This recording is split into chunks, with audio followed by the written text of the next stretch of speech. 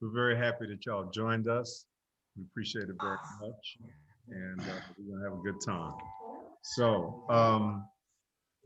we had a promotion for today, which was not including our immediate family, to give a free book to the 5th person who signed in, the 10th person, and the 15th person. But guess what? We didn't get the 5 yet. So, So as Oprah says, you get a book. You get a book. You get a book.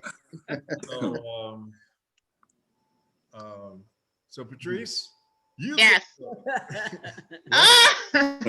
Wesley, a winner. Thank you.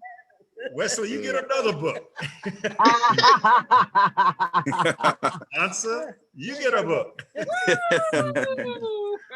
Oh my goodness gracious. So listen, Yeah. thank you so much. That's for wonderful. joining us. Thank you. Yes, Yeah, we indeed. really appreciate it. So we just Thank you very much. need a U.S. mailing I address appreciate it. and an email account. All right. So, Okay. all right. So listen, y'all. Our program is in a couple parts. The first part is a discussion of Kwanzaa and the principles for today, and the second part is what we call Honor Thy Ancestor. Tonight's session is a little bit different on that score, but Honor Thy Ancestor, as most of you know, was a project that we launched about 2 years ago. We invited people to 2018. give us the name, yes, 2018, to give us the name of an ancestor of theirs and give us permission to honor them in our book, Clandestine. And here we go with technology challenges. In our book, Clandestine, The Times and Secret Life of Mariah Odie Reddick, who is my great-grandmother on my mother's side. And we said that if they would allow us to, we'd like to honor that ancestor by naming a fictional character in the book after them. So, John, if I remember, you gave us Christina as an ancestor, and Yes, Christiana Nelson. Yes, that was my grandmother on my father's side. there you go. They gave us Lamisa, No, Maisie, and we got My grandmother her on grandma. my mother's side. So we had actually about 50, not counting the ancestors that Ife and I named, after her mother, after my dad, after her father, and aunts and so on. So it really was a great success, and we're happy to have done that. So today, when we get to that part, Ife Grady will be reading an excerpt that she selected from the book. She is our great editor. So here we go. So Ife is going to start us off by talking a little bit about Kwanzaa. Kwanzaa was founded in 1966 by Dr. Malana Karinga, and it is a celebration of family, community, and culture, which begins on December the 26th of every year and ends on the first day of the next year, following year, January 1st. Kwanzaa means first fruits and derives from the celebration of the first harvest in traditional African cultures. The following is a quote by Dr. Karinga. As an African-American and Pan-African holiday celebrated by millions throughout the world African community, Kwanzaa brings a cultural message which speaks to the best of what it means to be African and human in the fullest sense. There are 7 symbols of Kwanzaa and 7 core principles.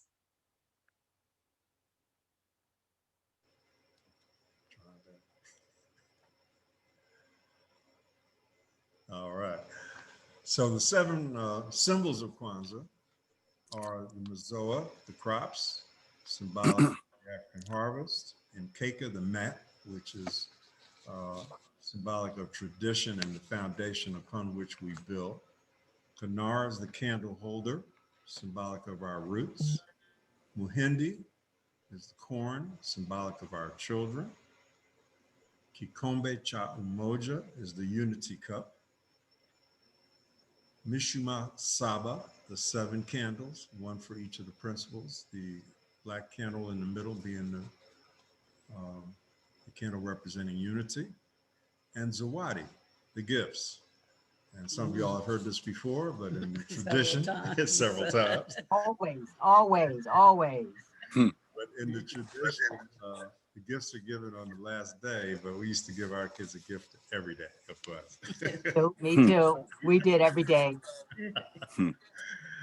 So, Ipe is going to now talk about the Yeah, the principles. 7 principles are umoja, which means unity, kujichagulia, which means self-determination, ujima, collective work and responsibility, ujamaa, cooperative economics, nia, purpose, kuumba is creativity, and imani is faith, which is the principle we will be celebrating this evening. And it is with great pleasure that I introduce our presenter for today. If I can find him, hold on one second. Here we go. Who is our wonderful son. Yes, our wonderful youngest child. Yeah. So Malik Amari Keene is the founder and owner of K&M Moving and Delivery in Maryland. If you ever need moving services, not only in the DMV, but just about anywhere, call them, email them. They do a great job, and that's not bias on my part. That's what their reviews say. Businessman and entrepreneur for 20 years. You all know 20 years of business, that's saying something. K&M Delivery and Moving. Studied at Howard University.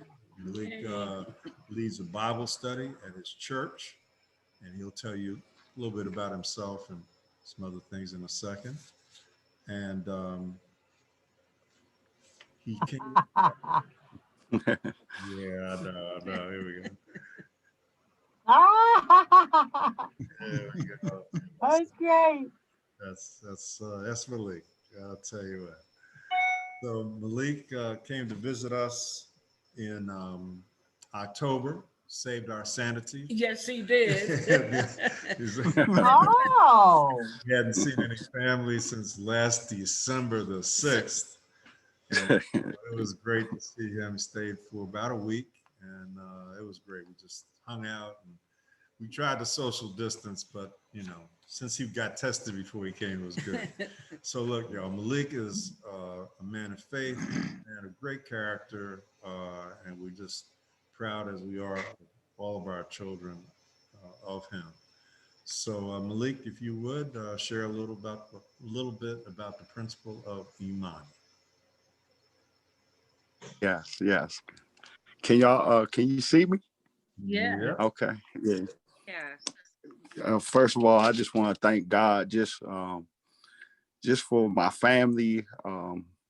We still here, my mom, my dad, Quay and Khalid, and just having a tight-knit family. And I just really feel like God knew exactly what he was doing, put me with y'all. And it's also an honor to see friends answer, and just knowing you so many years, and just the way it's an honor and a privilege to be able to just be here and to be able to share about the principle Imani, which is faith.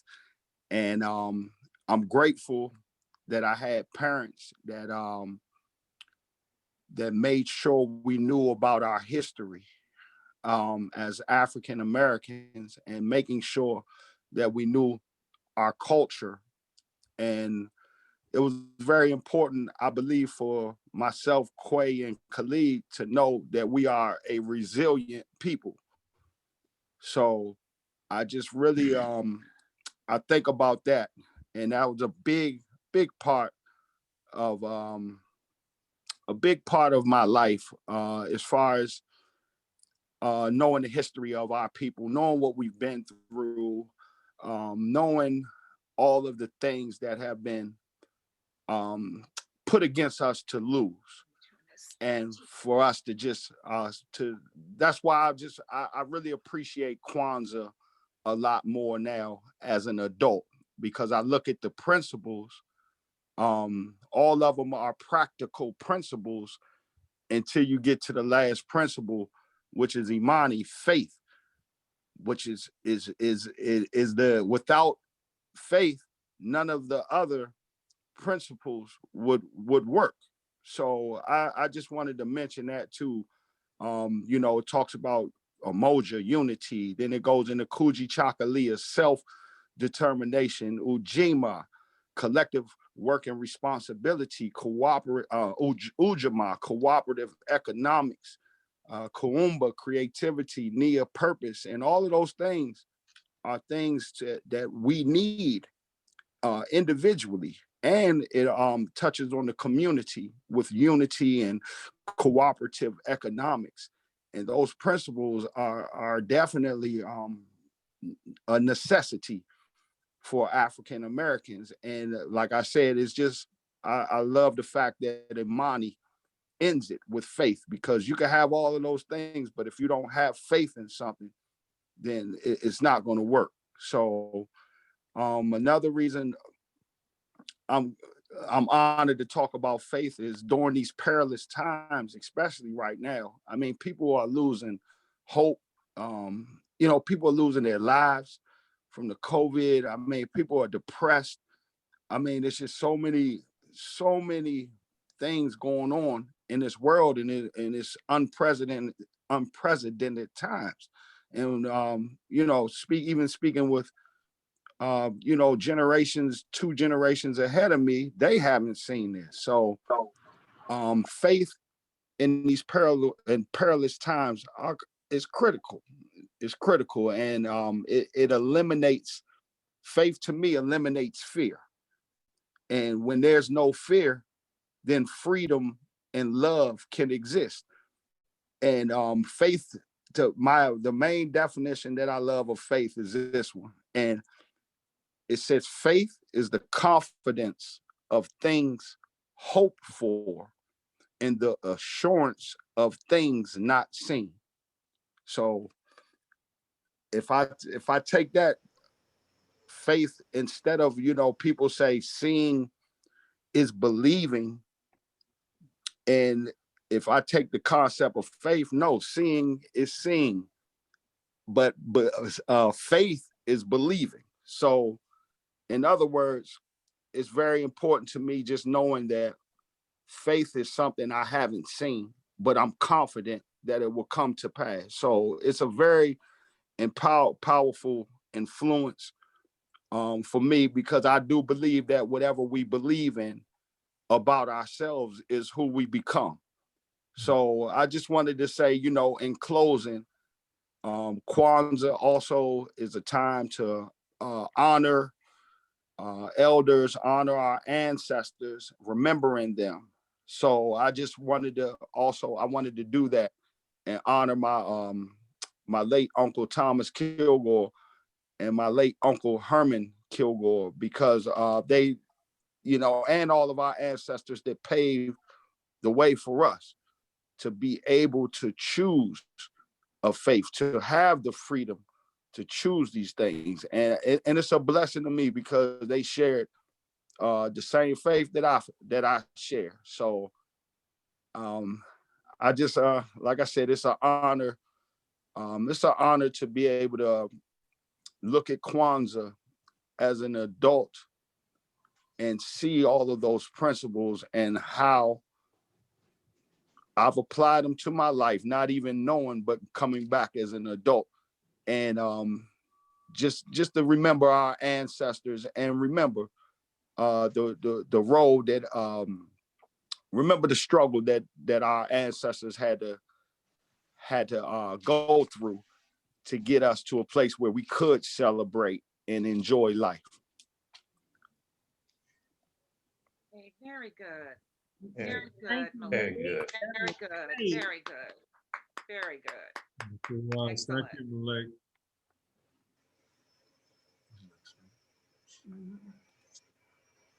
Okay. So that was great. And we know some of you have to leave us for another event. We appreciate that. I'm going to introduce our presenter this evening.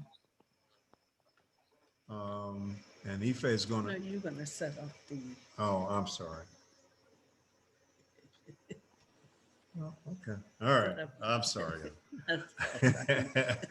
So listen, Ife, our great editor, she was just wonderful to work with. She's going to read an excerpt from Clandestine. And she chose the one that she was going to read. And so I will let her proceed. That sounds cool. Well, thank you very much for asking me to participate. And Okay. participating in the editing of this book has been one of the penultimate experiences of my life. And I just want to thank Ife and Imani for the opportunity to look deeply into this book, Yeah. because it has contributed to my life in many, many ways. And I'm going to be reading uh, several short selections, and they're around when Johnny May, who is Mariah's mother, was told that her daughter Mariah was going to be given as a wedding gift to Carrie. And it was 4 short sections. The first section is Johnny May and Mrs. Winder, who is the mistress of the plantation. The second one is Johnny May with her daughters as she prepares them for leaving. The third one is Johnny May and Baba George, who is an elder in the community. And the last one is with Johnny May, Letta, and Mariah.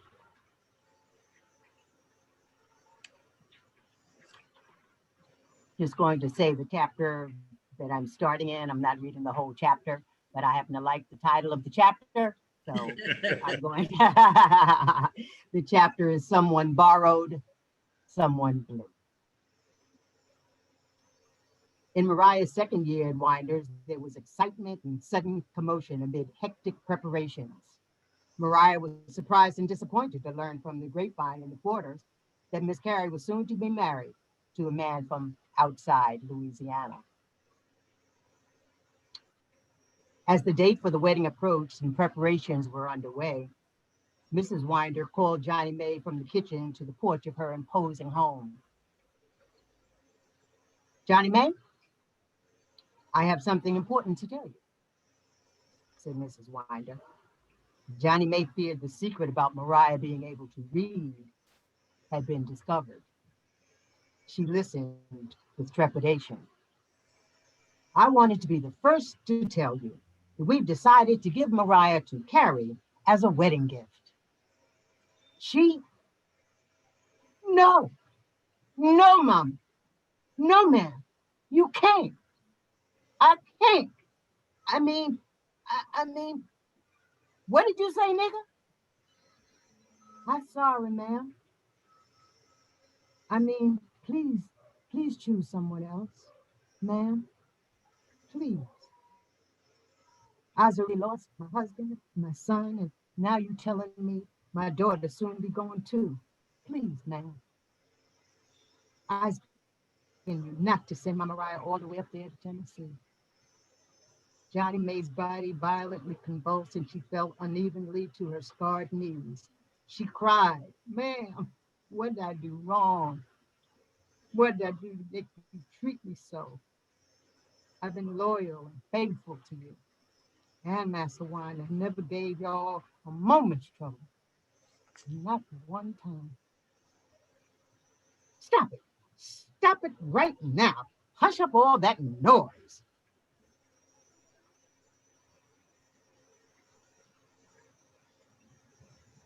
The decision's made. There won't be any discussing it. My husband and I decided it's for the best. I would think you'd appreciate this kindness. Carrie is good to Mariah. Mariah likes to spend time with Carrie.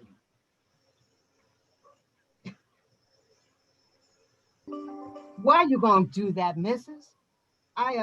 We needs Mariah to stay with us. Don't want my baby girl to go away. That breaks my heart. Mariah ain't done nothing bad. Why you being so mean? Why she gotta be punished?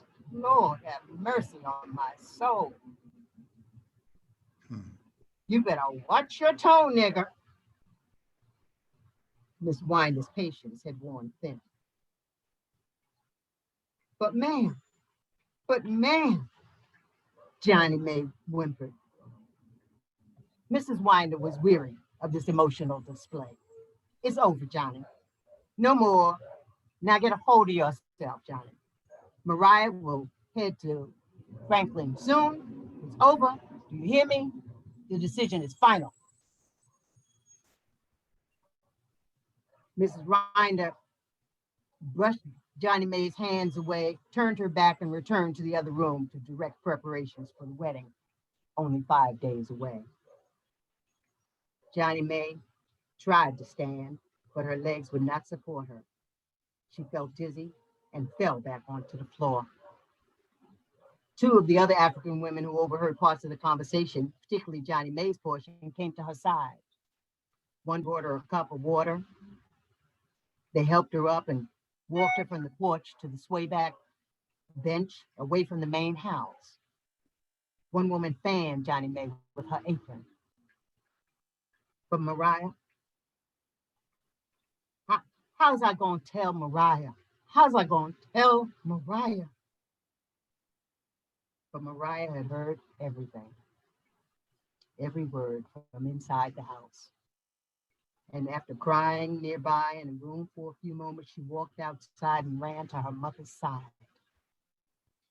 She gathered herself to comfort her mother and be strong for her. Mama, Mama. Oh, and go see my darling.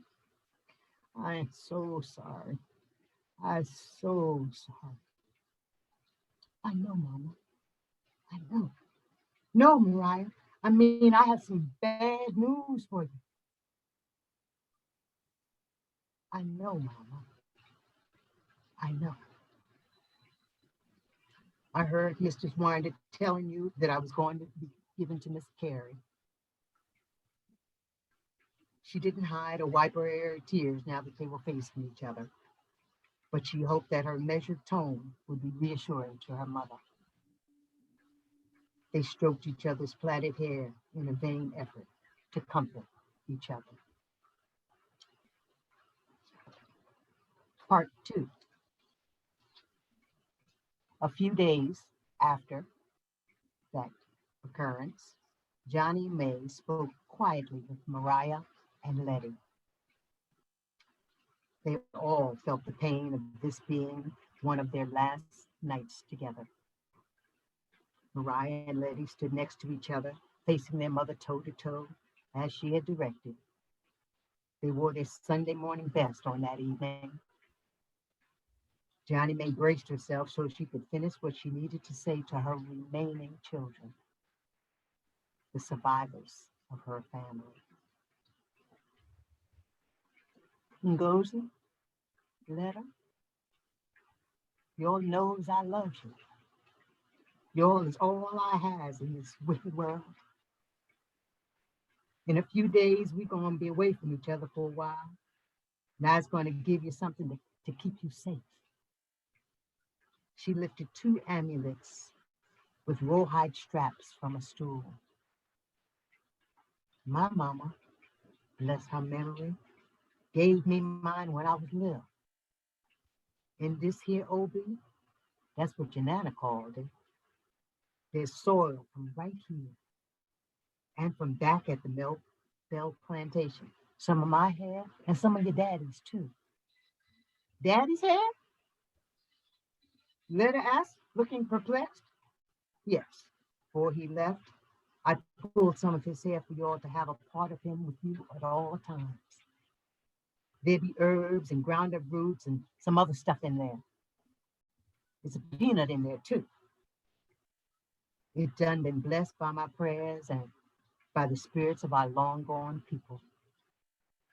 Keep this with you always, and you'll be safe. Johnny May continued. My mama was a root woman, and she taught me herbs and told me about her people's beliefs. My mama's mama was brought to Mississippi from the islands. Girls, I don't remember a lot of what she said, but this root stuff has power. Holding their small hands and looking first at one and then the other, she added sharply, keep this with you at all times, you hear? All times. Let us study the amulet. Yes, Mama. Ngozi? Yes, Mama. Johnny May silently vowed to give her children something to hold on to figuratively and physically. It was all she had. She prayed it was enough. Girls, it's the belief what matters. It's the belief.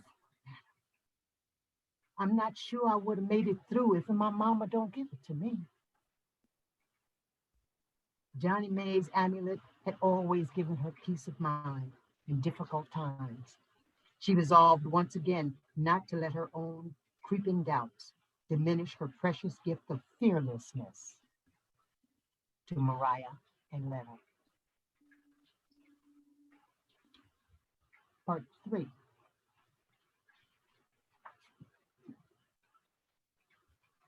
The night after the wedding ceremony, the reality that Mariah's days at Ducros were few sunk in, and Johnny May's lips quivered and her body trembled violently. A terror possessed her, triggering an unwelcome, all-consuming misery. Like water over a fall, it gained momentum. Johnny May was distraught about losing her baby girl. She determined she would stop it. Although physically and emotionally spent, the night was sleepless for Johnny.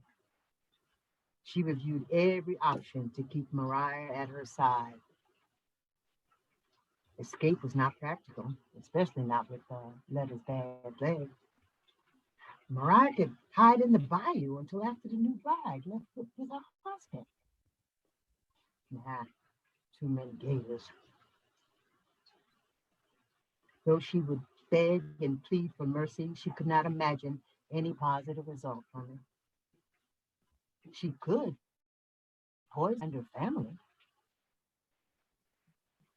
but then she and her daughters would perish under the torture and the aftermath. Besides, on random occasions, Mr. Van Wilder required the child of a cook to eat some of the food before he served it to the family. He called it true tasting.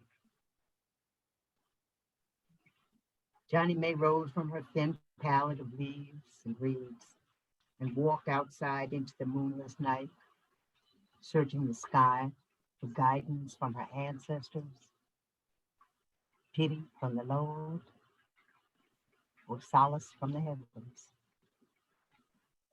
She was now murmuring to the swaying sycamore trees, and they were murmuring back. She called out in the manner she heard that the Africans worship in the brush arbors, but she pleaded instead to the ancestor her mother often mentioned to her. Mariah's secret name was derived from her. Ngozi, Ngozi, what can I do? What should I do? Please help me. I need your help. Her voice's echo warned her she might wake others in the quarter, or Little Africa, as Baba George called the slave quarters. Baba George was too old and infirm to do hard work and never slept well. He'd seen Johnny May come out of her cabin and watched her tramping and talking, he thought to herself. When she spoke audibly, he detected her despair. His soft whistle mimicked a bird call. Johnny May recognized it right away, turned in his direction, and saw him beckoning her in the dark. To avoid detection, she crept over to his rickety porch. My sister, who is you talking to tonight? Oh, George, you heard me? They about to send my child away from me, George. I don't know I can stand it. Come on, have a seat over here with me and get yourself out of that drizzle. He wrapped her in a frayed blanket to shield her from the chill that sashayed in with the mist. Yes, my sister, it's a sad night in Little Africa. Mariah is one of our best. Oft times we suffer because of no fault of ours. This be one of them times. I know you've been through a heap of sadness, Johnny May, but I promise to look out for her in Tennessee. Thanks, Barbara. But it just ain't right. It just ain't right. You didn't answer my question, Johnny. Who was you talking to? In the dim light, she sized up Baba George. When she first arrived in Duco, she heard that he was born in Africa. She took every opportunity to be with him and ask him questions. She hoped that he could confirm or add to the customs of her mother's people. But the customs of her Asante, though similar in some ways, differed from the Igbo ways. Up to this time, she had not trusted him enough to share personal feelings. Now she was desperate and considered confiding in him. Johnny May remembered his stories. She decided she could trust Baba George. She told him how she could poison Mr. Winder or make Mariah and Letta sick so Mariah could not travel. One by one, George explained why none of Johnny's fanciful plots was workable. He was telling her what she surmised, but just refused to accept. Despair took the place of desperation in her heart. Her eyes welled up. She pulled at her hair, and warm tears stung her chilly cheeks. Her first fitful efforts to speak yielded not a sound. In the end, she raised her arms and clasped her hands over her head, surrendering to the awful reality. What I gonna do?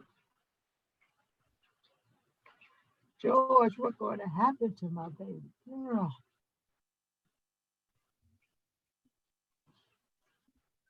Johnny, she's smart. She's strong. She be all right. He tried to sound sincere, which he was, and optimistic, which he was not. With Mariah's fiery spirit, he thought she might find it difficult or impossible to be subservient without making her dissatisfaction obvious. He knew from his own painful experience, enslaved Africans did not have that luxury. For Johnny May's part, she silently ignored George's advice. She needed to return to her cabin. Time to prepare. In the morning, Johnny May took it as a sign from heaven or the ancestors that the poisonous potion of mashed monk shoot root she prepared for Mr. Winder accidentally spilled on the floor. Her desperate ploy was mopped up unbeknownst to anyone else. An omen, she concluded. Thank you, dear Lord, for saving me from sinking so low as these buckler. Thank you. Part 4. The sun was up. The time had come. The mother, the young woman, and the girl steadied themselves, fortified with their love and ready for Mariah to depart. As the farewell commotion for the newlyweds reached a peak in and around the big house, Johnny May and Letta quietly made their way to the front of the house, intending to stay out of Mariah's sight. Baba George was in the wagon. Miss Carrie was up front, and John was ready to head out. As Mariah put her bundles into the wagon and climbed into the back, it was too much for Letta to bear. Mariah! Mariah! Her eyes watered and she broke away from her mother's two-handed grip and ran with her uneven gait to the wagon. Mariah leaned over, also crying. Letta threw her arms around her neck as if to hold back the wagon itself. Johnny May was 2 seconds behind, unsure whether to pull Letta away or jump into the wagon with Mariah. They hugged each other. Mariah screamed out. Letta fell to the ground, thrashing about in despair. Johnny May made one final appeal to Carrie, Mr. Minder, and to nobody in particular. Please, oh please, don't send my baby away from me. Please. Oh God, please. Mrs. Minder was outdone and daintily dabbed at her tears. Van, tell these darkies to be quiet. I am trying to say goodbye to Carrie. Tell them. Mr. Winder motioned to the overseer to let his whip loose from his belt. He did, and swished it harmlessly on the ground in front of him, several feet from where Letta now lay motionless, only her torso beating, but mostly noisily sobbing on the ground. Johnny May saw the deployed whip out of the corner of her eye. She held Mariah's face in both hands, kissed her forehead and lips and mouth. I love you, and Posey. I love you, Mama. Mariah sobbed. Goodbye, Letta. Then bravely, I see you soon. Winder yelled harshly. Shut up all that goddamn noise. Johnny May turned her attention to Letta. McGavick gave his father-in-law a puzzled look and gave the order to pull out. Letta, with Johnny's arms wrapped around her firmly, watched from the ground. Through the dust-up of reddish soil, Mariah and the wagon seemed smaller and smaller until they reached a bend in the road and blended it into the tall trees. The end. That was great. Yes. Ife, that was wonderful. Oh, Yes. Favorite part of the book. Yes. My favorite part of the book, even though it's heartbreaking. It is heartbreaking. Heartbreaking. It is. Heartbreaking. It is so much. But a it part of is history. my favorite. I thought it was so beautifully rendered. Yes. Okay, and you did a Imani. wonderful job. yeah, thank you. Well, let me say, as our editor of Clandestine, Ife was perfect because of her compatible understanding of our mission, which was to uplift African culture by both acknowledging and honoring the resistance and resilience of our people and ensuring that this was a prominent theme throughout the book. And she did that beautifully, absolutely beautifully. Ife is one who loves books and reading, dancing, traveling to places of her dreams, but above all, she loves sharing and enlightening people about health and fitness.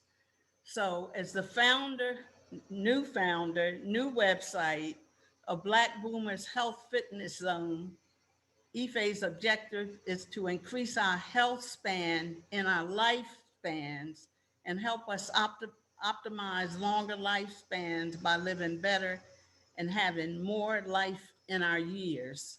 That is just, that's great. I can't wait. That's what it's all about. I can't wait to learn more about Please visit the website. Yes.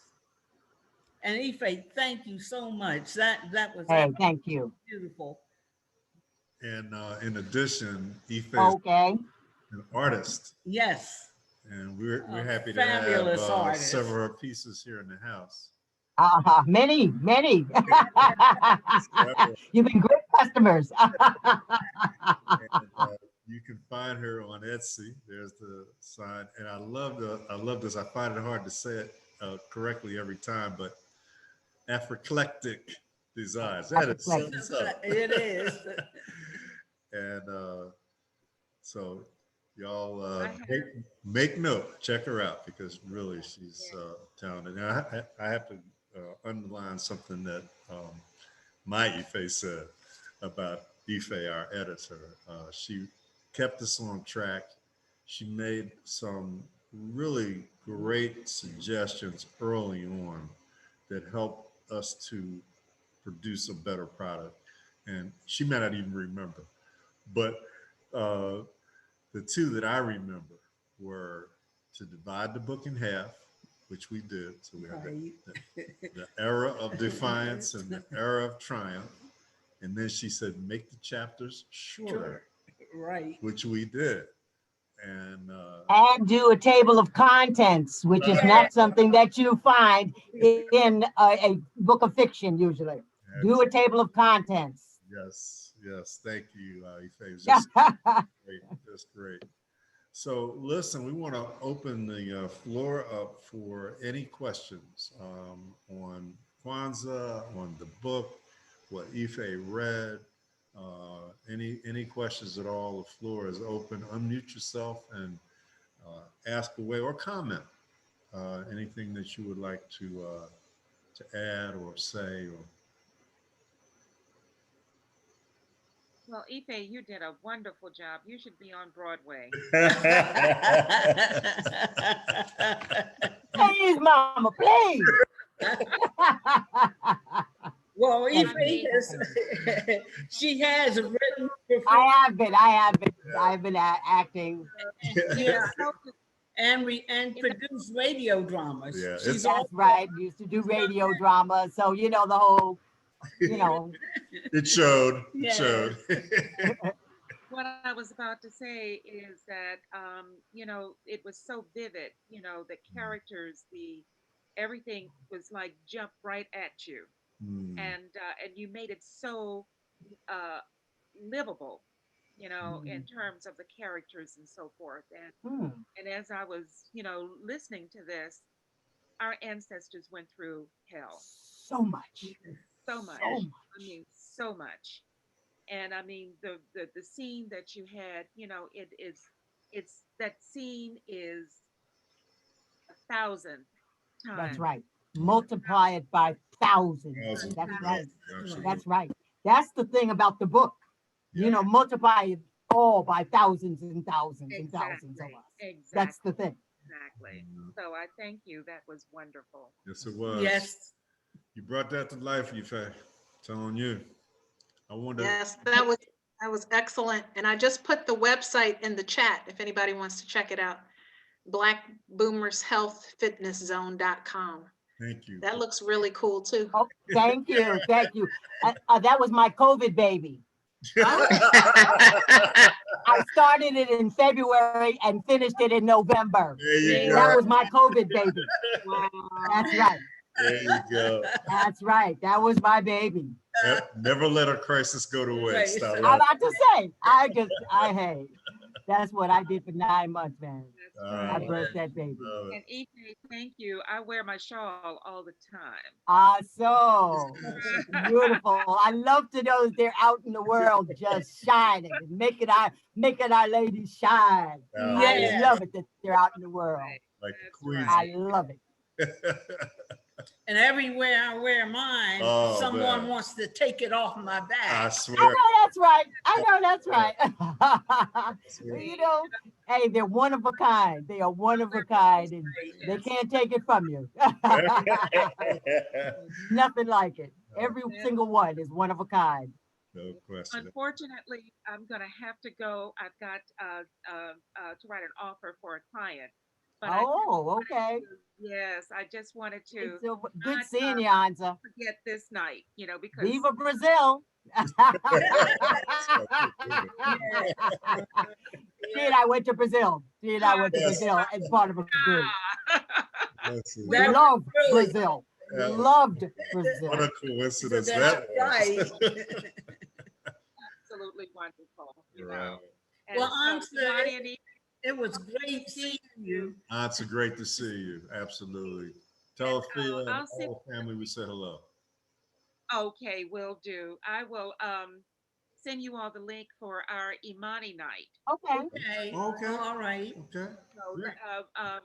I don't know, Ife, how do I get your Oh, email? if you send it to Ife and Damani, they can send it to me. We'll pass it on. Okay, No question. all right, that'll be great. That'll be great, you know, and Fantastic. everything. And I love you all. Good to Hey, see you. love you, So Anza. be blessed. Take care. Blessed New Year. Say hello to Heart and- Mama for us. Bye-bye. And yes, indeed. All right. All right. Very good. Peace. Peace. All right. Very good. Wow. Wow. Okay. All right. So anybody else have? I have one thing that I would Yes. like to say, and this is about tonight's principal. Hmm. I was just looking at MSNBC yesterday, and we're talking about the future, and whether there's optimism in terms of the future. And there's a historian who said this. He said that when Martin Luther King and them were singing, they were singing "We Shall Overcome" as a message of faith. Hmm. We shall Mhm. overcome. Yes. That was what the cry was. We shall overcome. A message of infinite faith and our ability to transcend. No question. No question. Yep. Yeah. Okay. So listen, y'all, we wanted to do something a little different than we've done for, come on now, for the other sessions that we had. And we just wanted to acknowledge and thank all of the other presenters. All of whom were great. It was just, You see, that's my ex-husband, Ken. He was like the first. Was he first or second night? It was the first night. Yep. He and his Guy. He did a great job. He really did. And so these are the presenters who talked about the ancestors. Damon Eves, met him online about 4 or 5 years ago. Just amazing story of his ancestors who were on the same family as my great-grandmother and the Gavitt's. Our cousin, we call her Dolores, who talked about Uncle Herman and Aunt Annie. And Carol Dixon Wolford, who she and her husband are planning to relocate to Panama. They talked about 5 generations of Frank. And, Wow. and we were pleased to include Frank as one of ours. That's 4 generations of Frank right there. And they told there was recently a 5th There's a 5th generation there. Amen. That's beautiful. And attorney Akichi Taifa, her ancestors was a composite around Georgina, and Georgia. And George was my dad's name.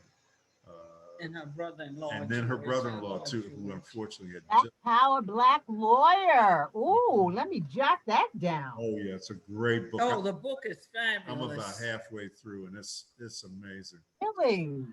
Yeah, we've known Akichi, and Akichi was our son Malik's very first teacher. So we've known her since the early 70s, and she's just a great person. And this is the cover of her latest book. Black Power, Black Power. And when you see this gala on the cover, you really appreciate it even more than you can see in this small representation. Cheryl Burton talked about her ancestor Agnes. Cheryl's from Panama. She and her husband Lee, good friends of ours, and just amazing. And this is her Grandmother. grandmother Agnes, and this is her grandmother Agnes standing with her great grandmother. That's a copy of the passport, as you can see. Wow. Came from Jamaica to Panama. And of course, tonight. Right. We had the great and My inimitable. hair was long. Cap took that picture of us together. Hold on a second here. I've got another one. Where is it? This must be it. Yes.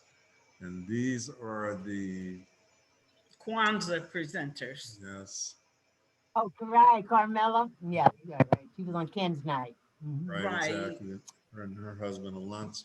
They do such great work. Such great work. They really do. She had a very distinguished career. Linda Bronson. Linda Bronson, that's my girl. Yes. That's my girl. She started. And that's the picture of one with one of my shawls. Yes, it Hello, is. she has one of my shawls on. Beautiful. And I took that picture and she has on one of my shawls too. Okay, just saying. All right, very good. So Linda has started a new project called It is just Phoenix Project, which really y'all should check out. It's really get ready to do some good work. And John, who was on the call earlier, and his wife Aisha John. spoke with Kuji Chakalia, which happens to be my favorite principal of Kwanzaa. And these are her books, 3 books.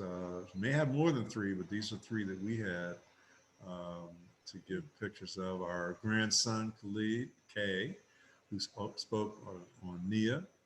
He's a sophomore at the University of Florida this year. Black belt, and got a cool 3-point shot, y'all. I'm telling you. Our granddaughter, Nandi. Oh my gosh. This is Look at Quay. Nandi. Stop it. Stop it. And Quay, who's Just a grown girl. Gosh. grown woman. I know she is. Yeah. Wow. She's special. And this is a little something that my for her 13th birthday. So you see how time flies. And of course, winner Malik on Imani faith. So there you go. That's Malik through the years. Yeah, so That's cool. it has really been 7 wonderful days, and we really appreciate all of you who have participated and all of you who have joined us. Yes, we really do. We really do. We know y'all. Thanks for having the idea. Thanks for Thank having the you. idea and pulling us all together. We pay his idea. So listen, y'all. Ife! That's right. Ife's rule. That's right. So, Landessa. Beautiful production, Thank you. Thank you. beautiful production, and thanks so much for sharing. Thank you. Oh, Wesley. thank you. Wonderful.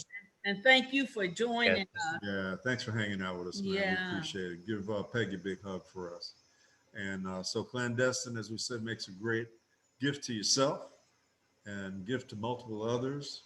Go to Amazon, get into Amazon, click on books and search for Clandestine and our last name, Keene. It'll pop right up. And we hope that you will consider doing that as a way to celebrate the holidays. You might have time to get it delivered before Kwanzaa. Yeah. And Patrice, thank you for being here with us this evening. Yes, indeed. And Thank you for the invitation, Eve. Eve, you are amazing as always. yes, you have an amazing relative there. Yeah. Yes, you do. Yeah. So listen, y'all, I got one last thing. It's only about 2 minutes. So And Just- some of you have seen it. Yeah, we apologize for those of you who've seen it before, but hopefully you'll enjoy it again. Hold on one second here, fighting my technology. Oh my goodness. Clandestine, The Times and Secret Life of Mariah O.T. Reddick is a new and exciting historical novel telling a story of intrigue and It was adventure. up there. You're not sharing your No screen. pictures, no picture. Give me a second, I y'all. got the sound. It's going, I Black don't know girl which No. is ripped from her mother's embrace as her sister screams Let's in see. horror. Give me 1 Mariah second, is given y'all. away as a wedding gift Go back. and taken from Oh, Louisiana there it to is. Tennessee, Yeah, but it's never not to see there. her family again. Clasping the amulet her mother fashioned and gave to her for protection and solace, she holds on to it. African traditions passed down to her, including her secret African name, which means blessing. Mariah, haunted by a childhood betrayal of another enslaved. Okay, Oh, y'all. I haven't heard this. I haven't seen this. Started it from the beginning. Yeah, we are. The Times and Secret Life of Mariah O.T. Reddick is a new and exciting historical novel telling a story of intrigue and adventure centered around a love story.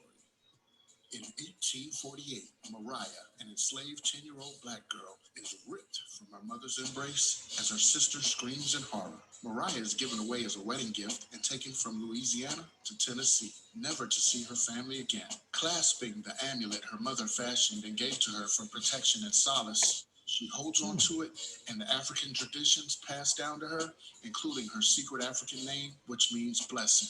Mariah, haunted by a childhood betrayal of another enslaved girl, grows into a resistor of bondage and helps others escape slavery.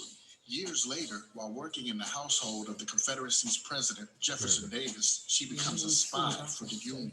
A wounded Confederate officer catches her clandestinely passing military information to Union sympathizers in the rebel Army Hospital in 1863 in Montgomery, Alabama. Mariah faces either the gallows or whipping post, but defies the major when he detains and interrogates her. Her bravery and tenacity are sparked by the stories of her freedom-fighting ancestors, including her grandfather, who was a sharpshooter at African Fort with the Seminoles in Florida. After the U.S. Civil War, Mariah and her true love struggle against KKK violence during the era of Reconstruction while dealing with bitter political conflicts within the family. And they must thwart a traitorous colored blackmailer and abort the deadly plans of the same now badly crippled and deranged ex-Confederate Mariah had defied in the hospital, as well as his son, a fanatical deserter, both of whom are sworn to revenge. Mariah tempts fate more than once. Her world is one filled with love, danger, spirituality, vengeance, joy, grief, loyalty, devotion, resistance, and resilience. Clandestine, inspired by true events, is the story of Mariah's and her family's struggle for dignity and freedom, as told by her great-grandson, Imani Keene, and his wife, Ife.